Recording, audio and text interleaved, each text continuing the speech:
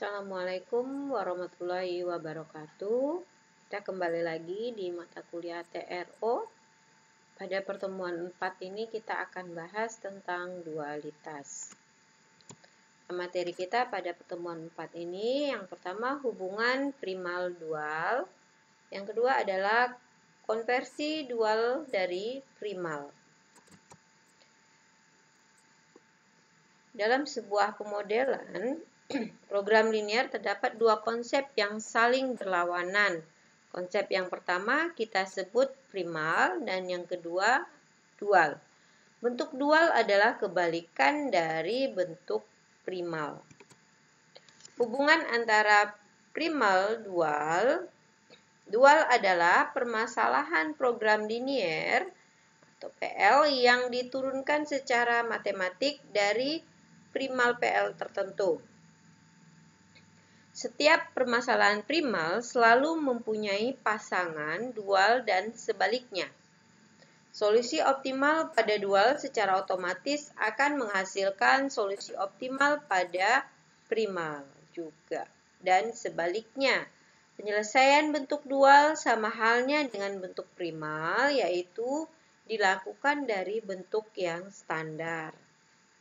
Nah, kita lihat hubungan primal dual sebagai berikut.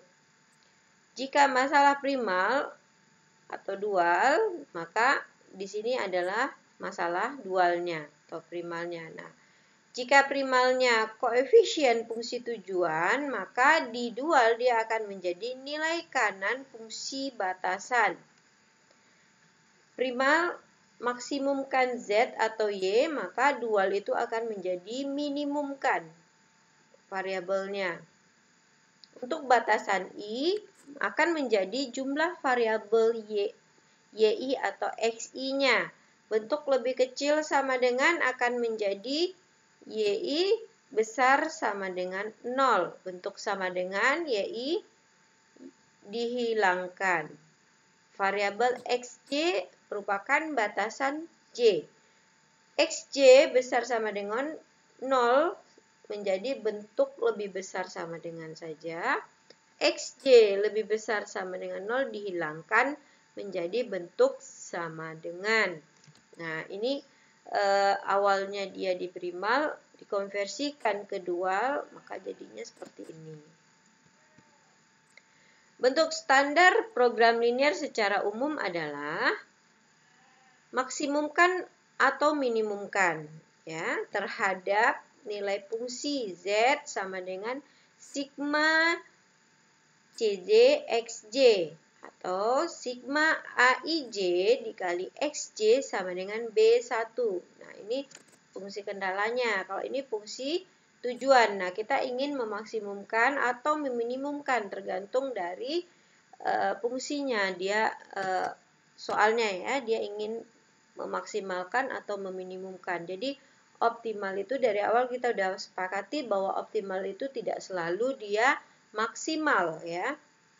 Nah, terhadap ini kendala itu dilambangkan sigma AIJ kali XJ sama dengan B1, di mana XJ besar sama dengan 0. Variabel XJ termasuk variabel keputusan. Slack, surplus dan artificial.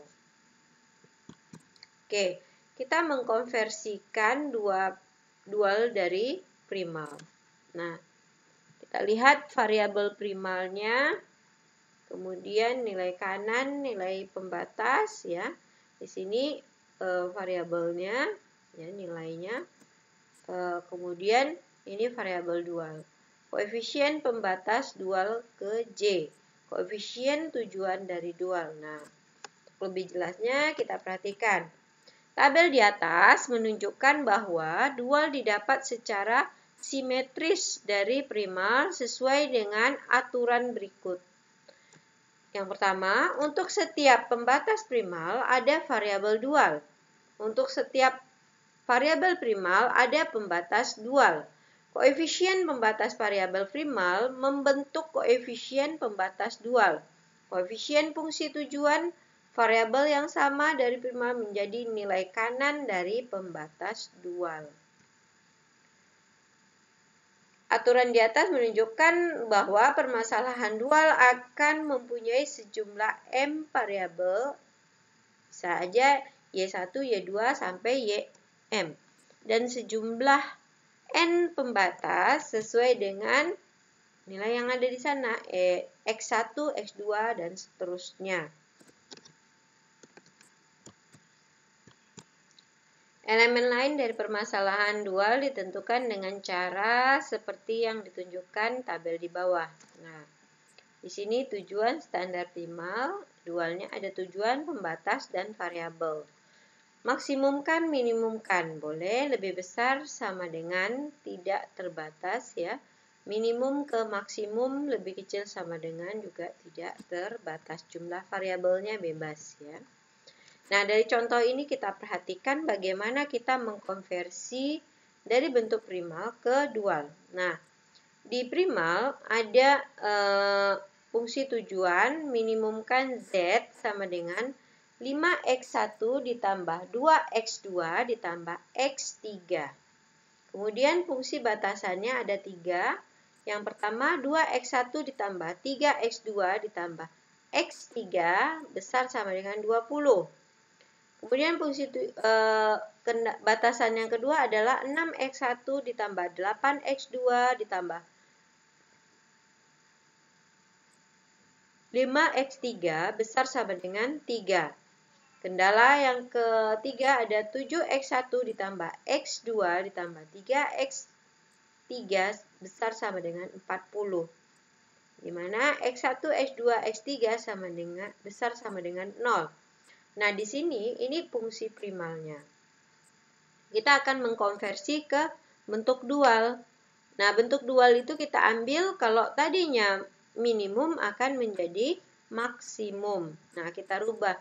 Kalau di sini variabelnya Z, kita ganti misalnya Y. Ya, ini bebas, nama variabel bebas ya. Tapi harus konsisten. Jadi, Y sama dengan 20Y1 ditambah 30Y2 ditambah 40Y3. Nilai kanan dari fungsi tujuan dual itu diambil dari nilai kanan dari batasan. Ya, kita tinggal urutkan baris pertama X1, kedua X2, ketiga X3. Jadi, belum masuk ke sini. Jadi, ini yang pertama ya. Nilai kanan pada fungsi batasan akan menjadi nilai kanan pada fungsi tujuan. Oke, selanjutnya yang kita lihat adalah kita membangun fungsi batasan. Nah, fungsi batasan untuk dual diambil dari variabel ke-1-nya. Ya, di sini variabel yang ke-1, X1-nya saja yang kita ambil. Nilainya berapa? 2X1 akan menjadi 2Y1. Di sini ada 6X1 akan menjadi 6Y2. Di sini ada 7X1 akan menjadi 7X3. Y3. Jadi dia urut ya. Nah, ini perhatikan nilainya sama, hanya nama variabelnya yang berubah. Begitu juga dengan kendala kita sudah dapat kendalanya. Untuk menentukan nilai kanan kita ambil dari nilai kanan fungsi tujuannya. X1 itu fungsi tujuan nilai kanannya berapa? 5. Berarti di sini besar sama dengan 5. Begitu juga untuk fungsi batasan yang kedua. Jadi ini kita ambil nilainya, kita ganti variabelnya. Ini kita ambil dari tujuan yang ke X2-nya. Dan sama juga dengan X3. Kita ambil variabel X3 semua, nilainya kita masukkan. Kemudian nilai kanannya kita ambil dari nilai kanan fungsi tujuan. Nah, ini sudah nampak ya. Ini yang primal, ini yang dual. Jadi turunannya seperti itu. Nah, ini contoh untuk primal meminimumkan. Nah, ini ada contoh 2. Maka fungsi tujuannya Z sama dengan 2X1 ditambah X2. Fungsi batasannya X1 ditambah 5X2 kecil sama dengan 10. Batasan kedua, X1 ditambah 3X2 kecil sama dengan 6. 2X1 ditambah 2X2 kecil sama dengan 8, di mana X1, X2 besar dari 0. Nah, kita ambil menjadi dualnya ya. Kita lihat nilai ini ada 10, 6, 8. Makanya di sini Y sama dengan 10Y1, 6Y2, dan 8Y3. Nah, batasannya kita ambil dari variabel X1 untuk batasan 1 ya. X2 untuk batasan 2. Nilai kanan dari batasan diambil dari nilai kanan pada fungsi tujuan. Oke, ini contoh ketiga, bisa dipahami ya. Contoh berikutnya, ini penyelesaian dengan menggunakan metode simplex. Saya rasa nggak perlu saya bahas satu-satu, nanti kita bisa bahas pada Gmit ya. Nah, ini sama. Nah, sekarang latihan ya. Silahkan nanti dikerjakan latihan 1 dan 2. Nanti dikumpul. Nah, kita akan bahas juga pada saat Gmit nanti. Oke, ini ada bebas ya. Ada yang mengerjakan 1, 2, 3, dan 4.